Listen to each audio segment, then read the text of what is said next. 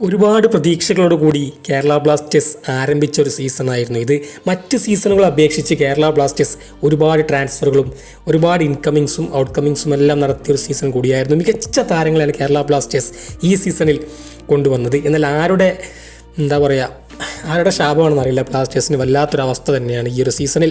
നമുക്കറിയാം, നമ്മുടെ പരിക്കിൻ്റെ ഒരു കാര്യങ്ങളൊന്നും ഞാൻ പറയുന്നില്ല. ഇഞ്ചുറീസ് ആണെങ്കിൽ ഒരുപാട് ഇഞ്ചുറീസ് തുടക്കം മുതലേ കേരള ബ്ലാസ്റ്റേഴ്സ് അനുഭവിക്കുന്നതിന്. അതിനു മുമ്പ് നിങ്ങൾ ആരെങ്കിലും ഈ ചാനൽ സബ്സ്ക്രൈബ് ചെയ്യാൻ ബാക്കിയാണെങ്കിൽ തീർച്ചയായിട്ടും സബ്സ്ക്രൈബ് ചെയ്യാൻ മറക്കരുത്.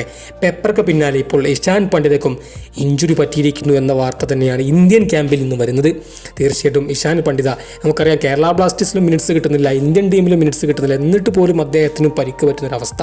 ഏതായാലും കേരള ബ്ലാസ്റ്റേഴ്സിന് കനത്ത തിരിച്ചടി തന്നെയാണ്. പെപ്പർക്ക് പിന്നാലെ ഇപ്പോൾ ഇഷാൻ പണ്ഡിതയും പരിക്കേറ്റ് പുറത്തു പോയിരിക്കുക. അദ്ദേഹത്തിന് എത്ര മത്സരങ്ങൾ നഷ്ടമാകുമെന്ന കാര്യം ഉറപ്പില്ല. ഏതായാലും അദ്ദേഹത്തിന് പരിക്ക് പറ്റി എന്ന കാര്യം ഏതാണ്ട് കൺഫേം ആയിരിക്കുകയാണ്. ഏതായാലും ഇത് വലിയൊരു തിരിച്ചടി തന്നെയാണ് കേരള ബ്ലാസ്റ്റേഴ്സിനെ സംബന്ധിച്ചിടത്തോളം. ഇഷാൻ പണ്ഡിതയുടെ ഒരു പ്രസൻസ് സെക്കൻഡ് ഘട്ടത്തിൽ ഉണ്ടാകുമെന്ന് ഏതാണ്ട് കരുതിയതാണ്. പക്ഷേ ഇഷാൻ പണ്ഡിതയും ഏതാനും മത്സരങ്ങൾ കേരള ബ്ലാസ്റ്റേഴ്സിനൊപ്പം ഉണ്ടാകില്ല എന്ന കാര്യം ഏതാണ്ട് ഉറപ്പായിരിക്കാൻ ബ്ലാസ്റ്റേഴ്സിന് കനത്ത തിരിച്ചടി തന്നെയാണ് നേരിടേണ്ടി വരിക. ഏതായാലും വല്ലാത്തൊരു സീസൺ തന്നെയായി. ഇപ്പോൾ ഇതുവരെ കാണാത്ത രീതിയിലുള്ളൊരു ഇഞ്ചുറി ലിസ്റ്റ് തന്നെയാണ് കേരള ബ്ലാസ്റ്റേഴ്സിന് പ്രസിദ്ധീകരിക്കാനുള്ളത്. അത്രമാത്രം താരങ്ങൾക്കാണ് ഈ സീസണിൽ കേരള ബ്ലാസ്റ്റേഴ്സിൽ ഇഞ്ചുറി സംഭവിച്ചിരിക്കുന്നത്. വിപിൻ മോഹനും ഏതാണ്ട് കുറച്ച് മത്സരങ്ങൾ നഷ്ടപ്പെടുമെന്ന കാര്യം ഏതാണ്ട് കൺഫേം തന്നെയാണ്.